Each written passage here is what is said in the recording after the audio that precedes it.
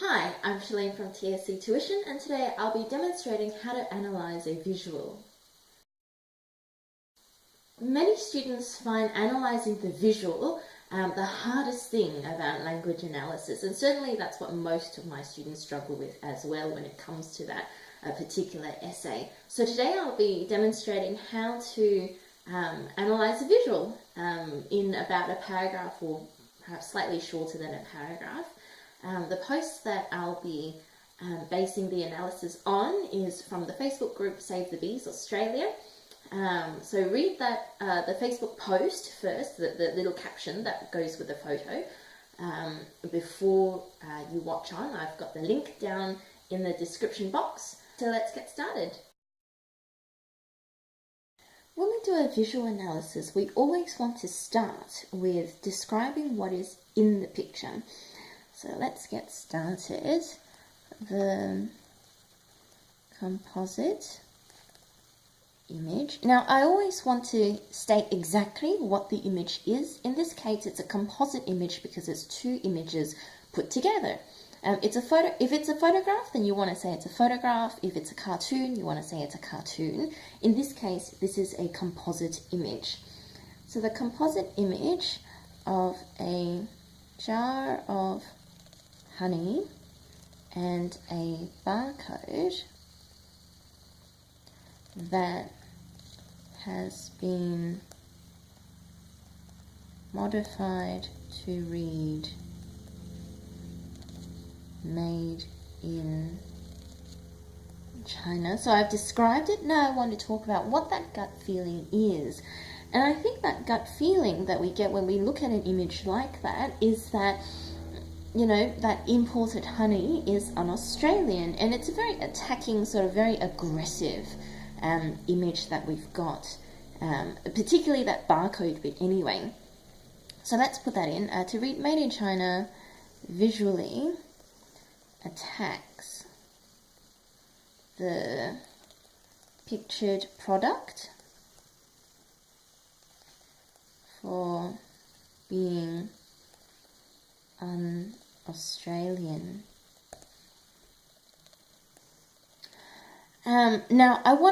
Now that I've said that it visually attacks the product, I want to dissect how that does it. If we look closely at the photograph of the jar of honey, it doesn't really say actually that it's made from China. It just says that it's imported ingredients. And so what that does to us as readers or as viewers of this image is that it leads us to assume that, you know, that this jar of honey is from China without really any evidence that supports that claim. So let's talk about that. Since the label only declares the honey is made from imported ingredients. I always want to quote wherever I can from both the picture and from the article itself. Okay, the barcode image leads the reader to assume, without evidence, that the honey comes from China. Now, it's important to link the visual to the article itself, or in this case, the caption that goes with the image, and how we get to this assumption, or how this assumption is supported, is through that quote that, you know, lots and lots and lots of honey are imported from China into Australia. So let's link that now. This visually supports Save the Bees Australia's claim that 6.2 million kilograms of honey were imported from China to Australia. Now, note that in the post itself, there's also no evidence to support this. Like, there's no link to an external source, there's no quote from a governing body, or, there's no evidence there either. So it really is a case of I said and I've modified an image. But let's keep going. Now, why would they want us to assume, right, that the honey is made or imported from China? And we find that answer in their argument that imported honey is a threat to Australian beekeepers. Right, so let's talk about that. Claim that 6.2 million kilograms of honey were imported from China to Australia, thus positioning imported honey as a threat to, now they use inclusive language, so I'm going to put the inclusive language there, to our Australian beekeepers. Now, I am assuming that in a later paragraph, or perhaps in an earlier paragraph, you would talk about that use of inclusive language, okay? Now, let's continue on this idea of Chinese honey or imported honey as a threat. And I think what is really glaring is that use of red, right? It's very threatening. It's not a nice color in the image. So let's talk about that. The framing of imported honey from China as threatening is further reinforced through the use of bright and dark red in the barcode image. Now, I think this red does two things.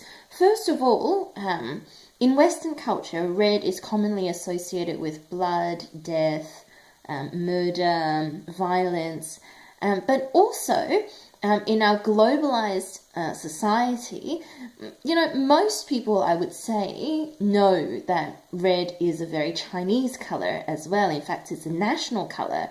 If you look at the Chinese flag, for example, it's a red flag. It's a very red flag.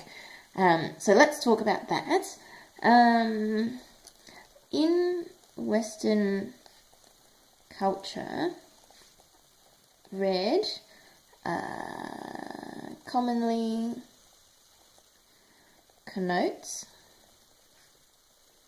violence, blood, and death, and the use of this color positions non-Australian honey as malicious and dangerous. And then I want to talk about the Chinese association. Furthermore, since red is, missed an N, China's national color, readers are led to associate these ideas with Chinese products. And now this is, I think, explicitly said in the post. There's that whole biosecurity risk with the, I can't quite see what the disease is called, but there is that threat or that claim that, if we keep importing Chinese honey, then we're going to import disease as well. So let's put that down. Readers are led to associate these ideas with Chinese products and eventually to accept that Chinese honey presents a biosecurity risk to Australia. So let's read through that and talk about it. The composite image of a jar of honey and a barcode that has been modified to read Made in China visually attacks the pictured product for being un-Australian. Since the label only declares the honey is made from imported ingredients, the barcode image leads the reader to assume, without evidence, that the honey comes from China.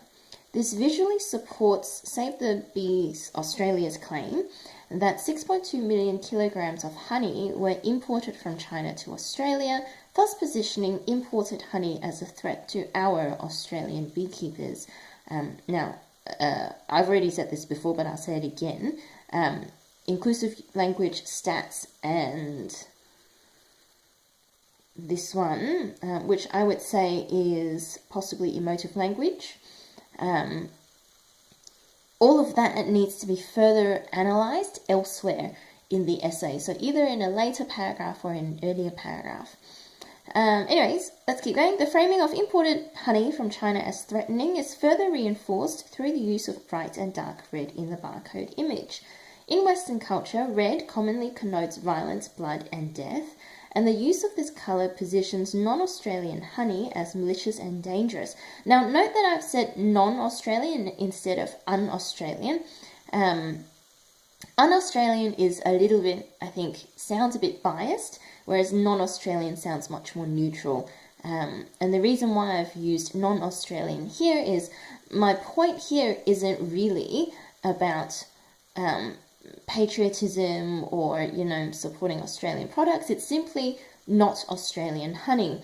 Whereas earlier when I've said un-Australian, that is exactly what I mean for being unpatriotic, right? Visually attacks the picture product for being, unpatriotic. So un-Australian here, and here I've used non-Australian honey as malicious and dangerous. Furthermore, since red is China's national colour, readers are led to associate these ideas with Chinese products and eventually to accept that Chinese honey presents a biosecurity risk to Australia. You'll notice that what I've done throughout is I've linked the image with various bits in the written article or in the caption itself. A good visual analysis should always do that. It should always tie what we see in the image to the broader arguments that are being made in the article or in the written piece. Because, a visual is really only a visual. It can only carry so much in terms of ideas. And the image is always there to add a little something to the written piece. So it's always important to tie the two together rather than analysing the visual in and of itself as if, that it has no associations or connections with any of the written pieces. So I hope that was helpful. As always, please like and subscribe to sort of stay up to date with all the tips and tricks that I post to get the best VCE English ATAR that you can. I'm in Nunawading, so if you'd like to get some one-to-one tutoring, please contact me, or alternatively, if you'd like me to send someone out to you, mainly around the eastern suburbs of Melbourne, also please let me know. I have a Facebook page, obviously, and also a YouTube channel and a website, so pick and choose your favourite social media outlet. Thanks for watching.